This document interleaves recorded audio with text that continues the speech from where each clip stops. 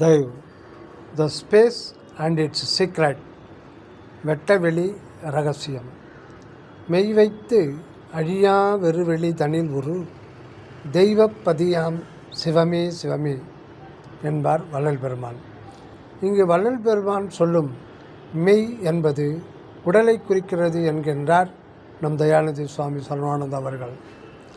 வெறுவெளி என்பது வெட்டவெளி, சுத்தவெளி. சுத்தம் என்பது நினைப்பு மரப்புடைய மனம் முதலான தத்துவங்கள் கலப்பு அற்ற அருள் உணர்வு ஆகும். இந்த அருள் உணர்வு யாருடைய அருள் உணர்வு என்றால் அகண்டாகாச பெருவெளி முற்றும் நிறைந்து உள்ளவர் ஆக உள்ள இயற்கையுண்மையாகிய கடவுளுக்கு. இங்குதான் அருட்சியமாகிய அருட்பெருஞ்சோதி ஆண்டவர் அருள் உணர்வு கொண்டு விளங்குபவராய் உள்ளார். இதைத்தான் அகவலில் எங்கே கருணை இயற்கையின் உள்ளன அங்கே விளங்கிய அருட்பெரும் சிவமே என்கின்றார். வெட்டவெளி தன்னை மெய்யென்று கொள்வார்க்கு பட்டயம் எதுக்கடி குதம்பாய், பட்டயம் எதுக்கடி குதம்பாய். குதம்பை சித்தர்.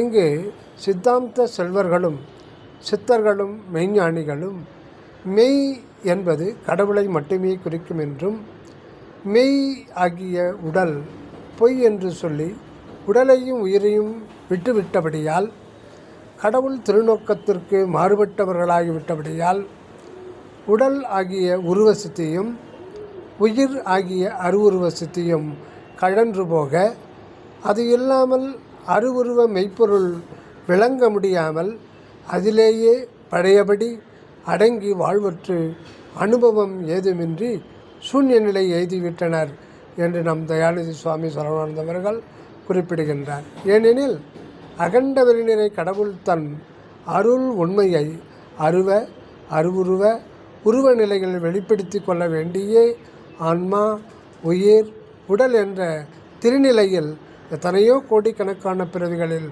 பக்குவப்பட்டு மனிதனில்தான் அந்த ஆ உ இம் ஓம் என்கின்ற அதாவது இம் உள்ளொளி அருவம், உ உயிர் அரு உருவம், ஆ உடல் உருவம் எனும் ஓம் ஆக முக்கூறு கொண்ட முத்தேக சித்தி மரணமில்லா பெருவாழ்வில் வாழ வந்துள்ளார் என்பது அக்காலத்தில் ஞானிகளுக்கு மறைக்கப்பட்டு விட்டது. சுவாமி சரவானந்தா.